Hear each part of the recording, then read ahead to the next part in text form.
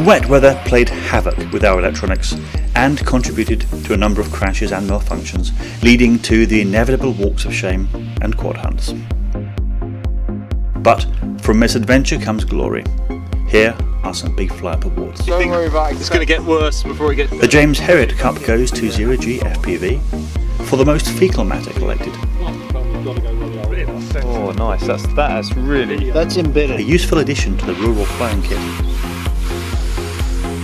After a good scrub, all is well.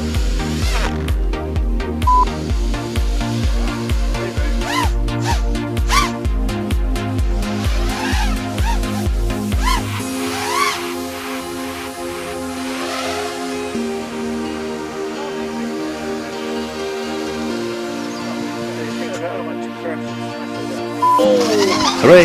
Nettles. The Boars Hill WI awarded a special prize for this charming floral display. Got it. Sheridanin takes the prize for the stroppiest quad when it took offence to wet weather. That wasn't enough. Yeah. But although we were wet and cold, it didn't stop us inventing some new games. You can't shoot. That's a big rat flip.